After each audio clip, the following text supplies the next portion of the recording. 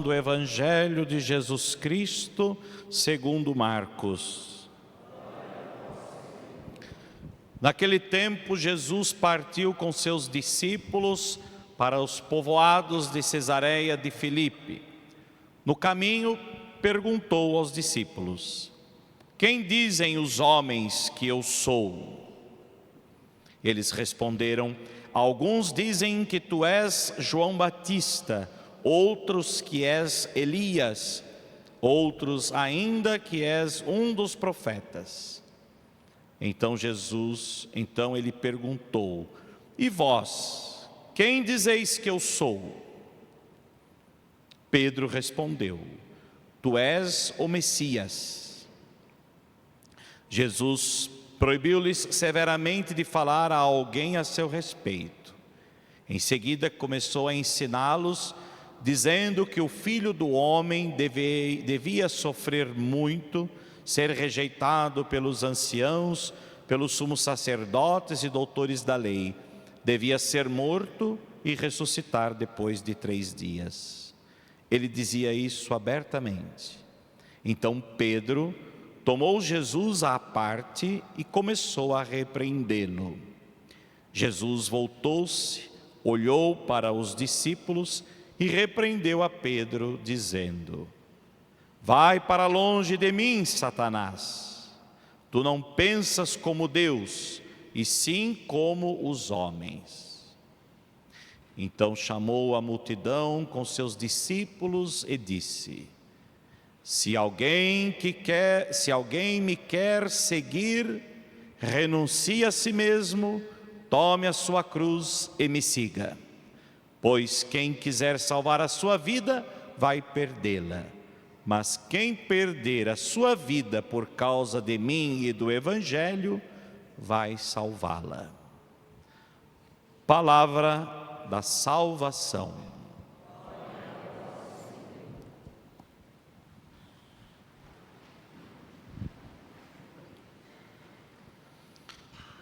Estimados irmãos, a liturgia de hoje, deste domingo, nos apresenta um paradoxo da cruz. A cruz é mistério da dor, mas também é mistério de salvação. Inclusive hoje, dia 14 de setembro, nós celebramos a festa da exaltação da Santa Cruz, né? Celebramos hoje de manhã até às 3 da tarde, ainda celebrávamos a liturgia do sábado, que era a exaltação da Santa Cruz.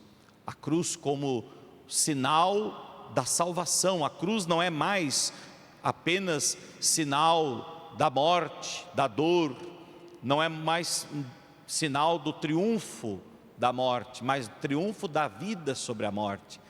Pois Jesus destruiu a morte entregando-se na cruz. Por isso a cruz foi exaltada pela vida de Cristo, pelo próprio Cristo. E as leituras de hoje nos mostram então o mistério da dor e o mistério da salvação, o mistério da morte e o mistério da vida. Portanto, esse paradoxo, dor e ao mesmo tempo salvação, morte e vida. Olhando para as leituras a partir desta ótica, a primeira leitura de hoje, tirada do livro do profeta Isaías, são 2 atitudes que Isaías sinaliza na figura de um servo, o servo sofredor, o servo de Deus, o servo de Javé, que nós não sabemos exatamente a quem o profeta Isaías estava se referindo. Referia-se à figura do servo, o servo de Javé, o servo de Deus, que mais tarde Jesus, de certa forma, vai assumir para si essas características ou essas realidades do servo sofredor. Podemos então dizer que esse servo de Javé apresentado pelo profeta Isaías já seria uma pré-figuração de Jesus. O que significa pré-figuração? Ou seja, uma figura que vem antes. Portanto, Isaías apresenta uma figura que vem antes de Jesus, e ele apresenta características desse servo que depois vão ser, de certa forma, encontradas em Jesus, realizadas em Jesus. Pois bem, esse servo de Javé tem duas atitudes. Primeiro, a atitude da mansidão, sua mansa e ao mesmo tempo espontânea aceitação da dor. O servo sofredor aceita a dor, ele assume o sofrimento e ao mesmo tempo uma confiança total em Deus, um confiante abandono em Deus. É o que nós vemos na leitura de hoje. O servo sofredor tem então duas atitudes: a mansidão e a espontaneidade diante da aceitação da dor e o seu confiante abandono em Deus. Portanto, sua mansa e espontânea aceitação da dor, diz o servo: não lhe resisti, nem voltei atrás. Ofereci as costas para me baterem e a face para me arrancarem a barba. Não desviei o rosto de bofetões e cusparadas, etc, etc. E depois o seu confiante abandono a Deus. Mas o Senhor esteve ao meu lado. No Senhor eu encontrei o meu auxílio. Portanto, ele confia também no abandono do Senhor. Ele se abandona em Deus, ele confia em Deus e se abandona nessa confiança. Por isso, meus irmãos, esse servo, como eu disse, é uma prefiguração de Jesus, servo de Deus, que também sofrerá, que também carregará sobre si as nossas dores, mas também triunfará.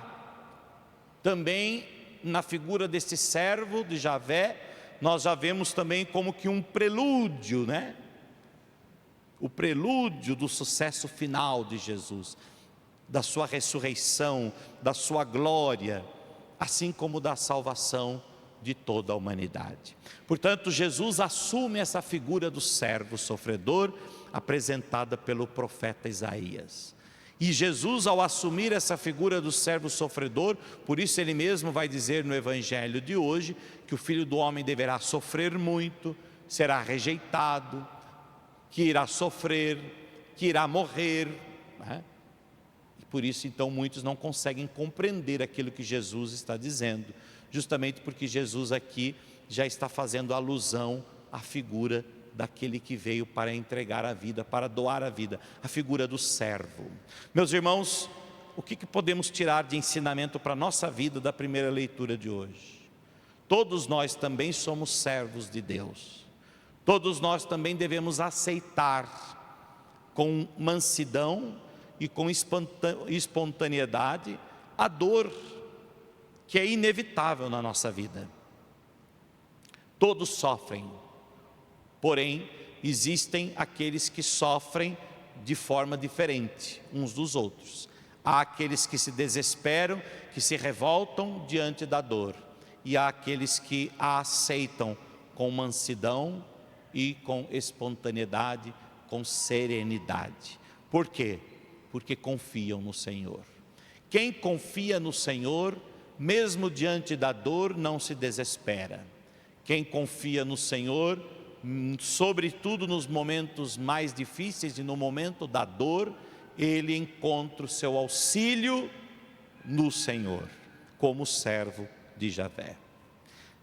Depois, a segunda leitura. A segunda leitura fala da fé e das obras. São Tiago diz que a fé sem obras é morta.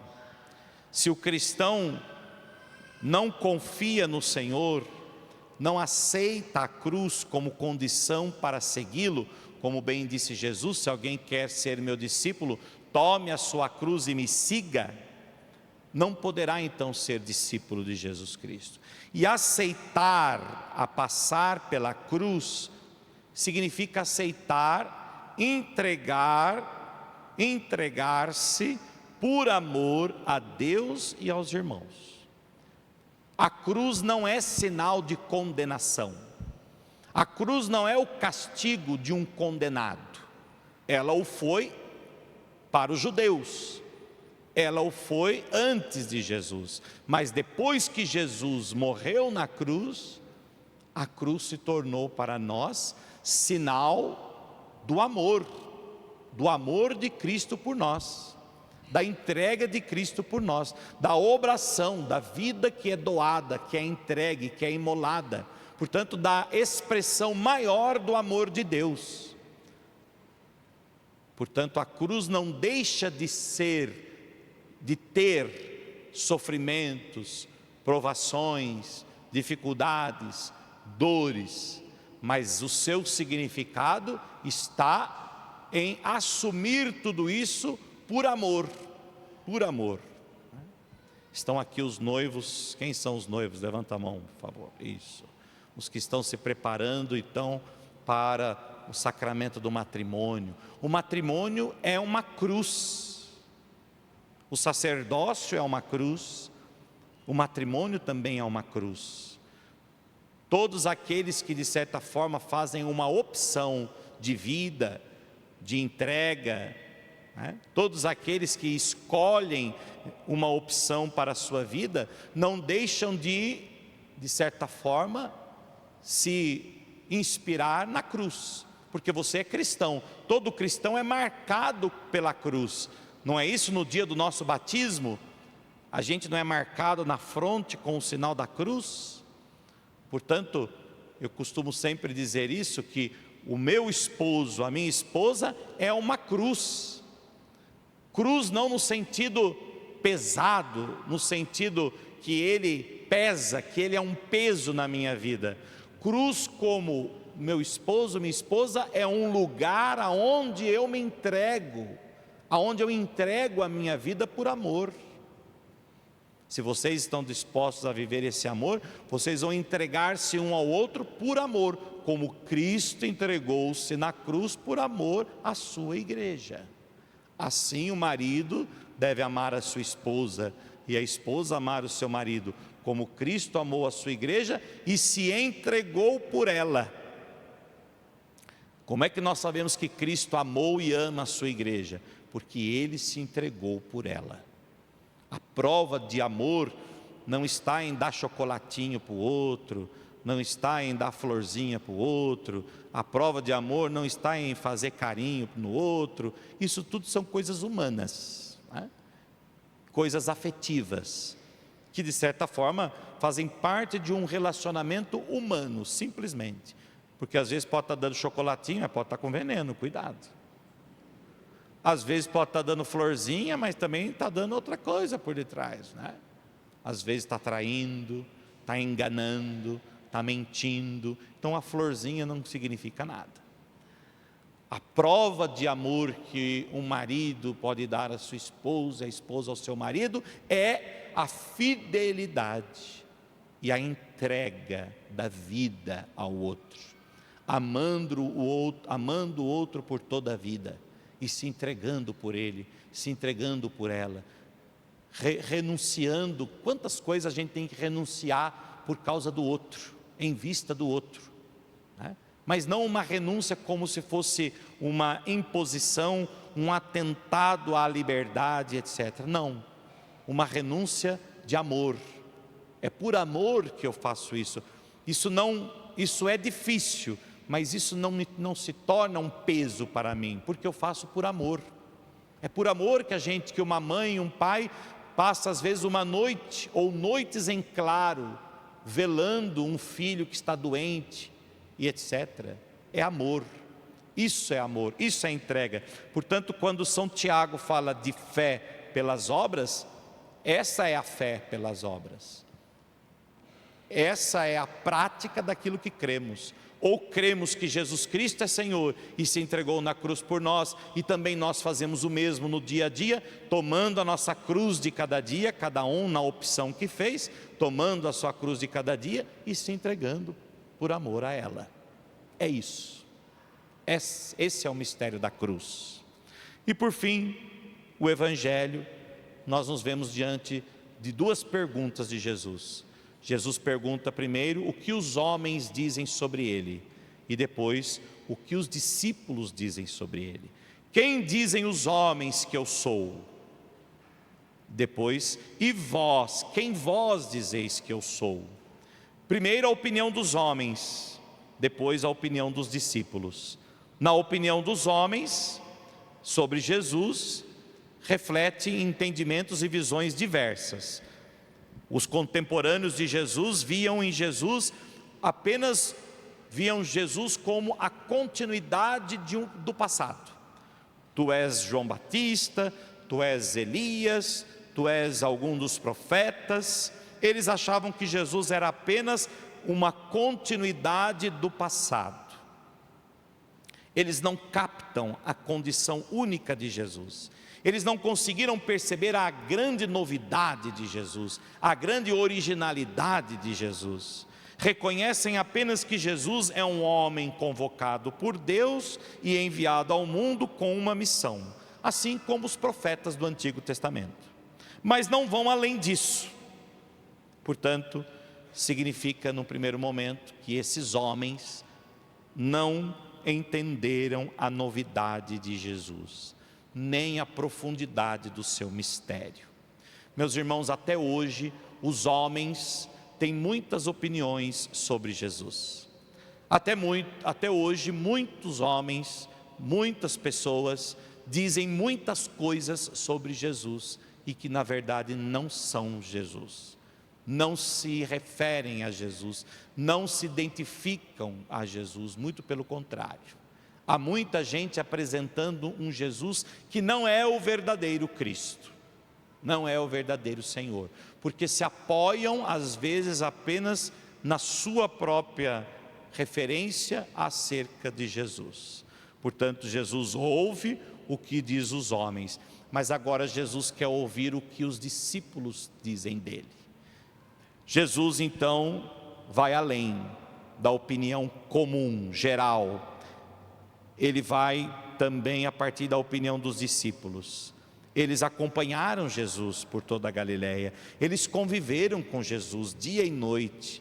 Eles escutaram as palavras de Jesus. Eles testemunharam os gestos de Jesus. Portanto, é natural que tenham visto em Jesus uma dimensão que as outras pessoas não tinham visto, que ainda não tinham captado. É natural que os discípulos conheciam muito mais sobre Jesus do que os homens, do que as multidões, é verdade. E por isso eles podem então dar testemunho de quem verdadeiramente é Jesus. Muito bem, qual é o ensinamento que nós podemos tirar para o Evangelho? O que vocês dizem sobre Jesus?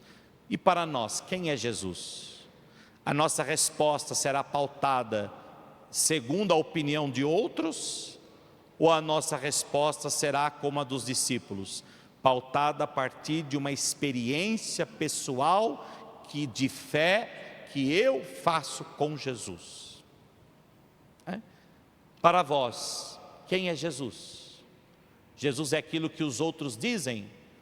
Jesus é aquilo que vocês leem nos livros? Aquilo que vocês veem nas redes sociais?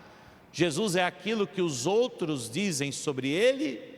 Ou vocês têm algo a dizer sobre Jesus, a partir da experiência que fizeram, a partir do encontro que tiveram, a partir da comunhão que procuram estabelecer com Jesus Cristo? E para vós, quem é Jesus? Jesus certamente anseia por ouvir a resposta de cada um de nós, porque certamente a partir da nossa resposta nós iremos demonstrar se de fato somos apenas aqueles que ouvem falar de Jesus ou aqueles que de fato conhecem Jesus Cristo. Se certamente eu perguntasse a um amigo quem é Jesus ou quem sou eu para ele, eu ficaria muito triste se esse meu amigo dissesse apenas aquilo que ele ouve dizer sobre mim e que muitas vezes nem é verdade, nem é a realidade. Às vezes é apenas aquilo que outros já disseram sobre mim e que essa pessoa está repetindo. Ele é apenas um repetidor. Mas ficaria muito feliz se um amigo dissesse de fato quem eu sou para ele, a partir de uma experiência verdadeira, pessoal e profunda que Ele teve comigo. É isso que Jesus espera de nós. Jesus não espera que a gente dê uma resposta teórica, filosófica, né? Jesus não espera que a gente dê uma resposta a partir daquilo que outros nos disseram. Jesus espera de nós uma resposta de vida, uma resposta coerente. Jesus espera que a nossa resposta seja não a partir de um conhecimento, mas a partir de uma experiência que cada um de nós fazemos com Ele a cada dia e em cada momento. Cada um então reflita para si e para você: quem sou eu? Quem é Jesus? Assim seja. Amém.